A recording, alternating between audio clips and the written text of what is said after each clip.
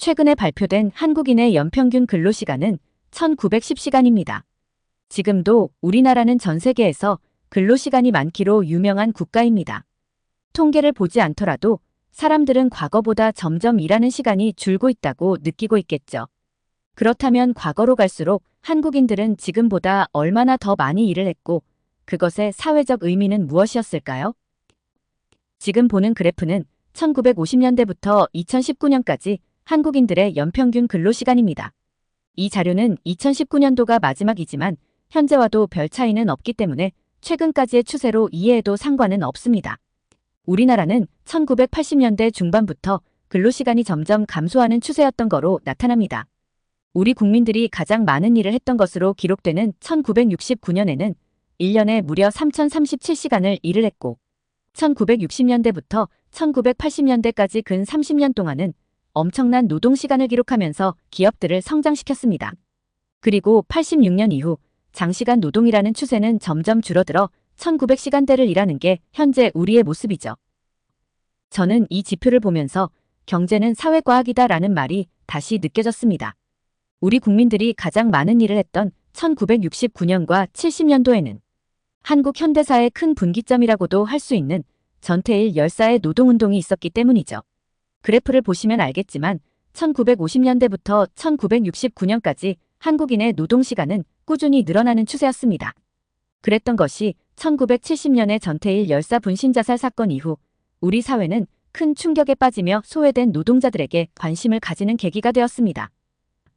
이런 당시 사회적 현상과 흐름이 통계에도 잘 나타났기 때문에 제가 경제는 사회과학이라고 표현한 것입니다. 그리고 최근에 우리의 1인당 근로시간을 두고도 현재 경제 상황에 대해 밀접한 이야기를 할 수 있습니다. 최근 나오는 말 중에 한국의 1인당 국민소득이 일본을 추월했다 이런 말들을 많이 들어보셨을 겁니다.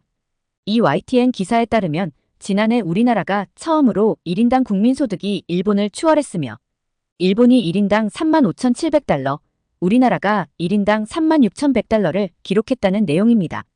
경제 지표는 그냥 명목적인 숫자와 포인트만 봐서는 안 됩니다.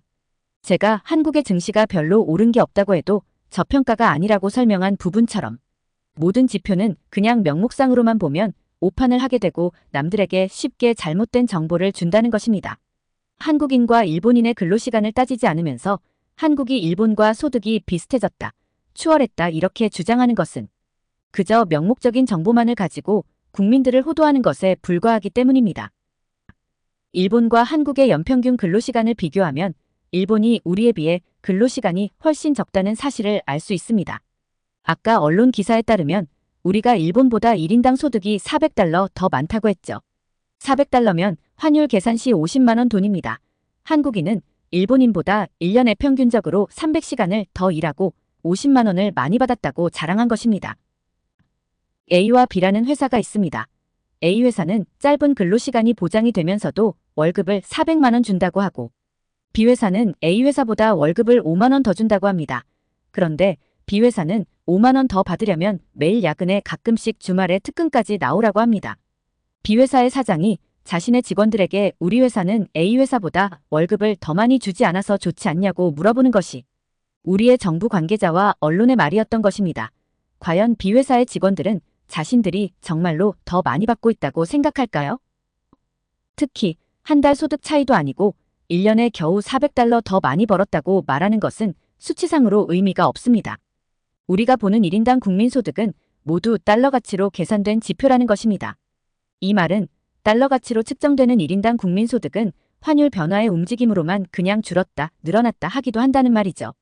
특히 지난 몇 년간 달러 가치의 강세 현상으로 우리의 원화도 가치가 낮아졌고 일본의 엔화도 가치가 낮아졌지만 일본의 통화가 한국보다 훨씬 절하폭이 큰 상황이었음을 경제에 관심이 있는 분이라면 알 거라고 봅니다.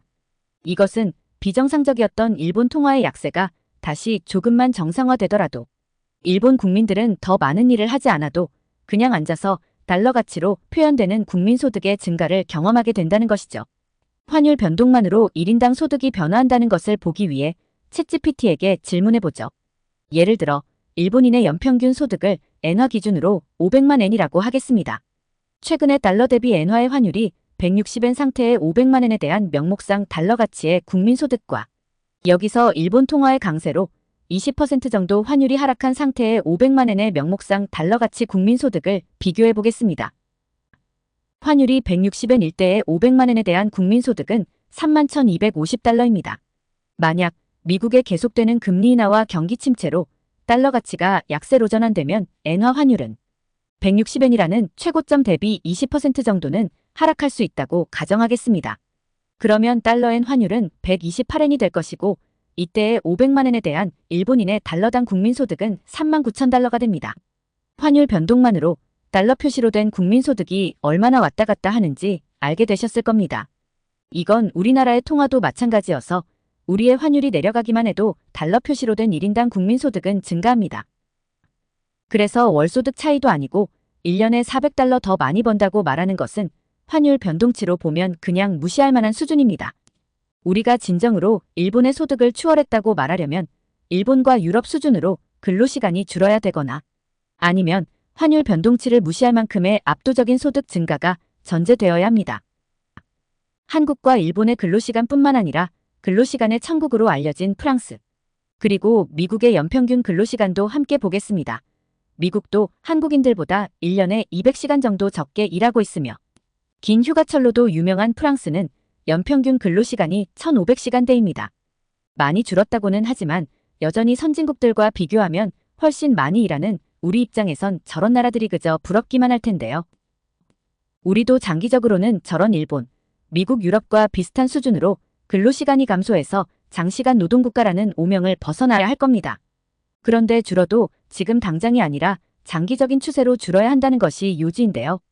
너무 급작스럽게 근로시간이 감소한다는 것은 바로 경제위기와 경기 침체가 나타날 때 발생하는 현상이기 때문이죠. 근로시간이란 지표는 대중들의 관심에선 멀지만 경제적으로 매우 중요한 통계입니다. 장기적인 변화가 아닌 급작스런 근로시간 감소는 실업률의 증가와 경기 침체, 그리고 GDP도 감소시키게 되는 거죠.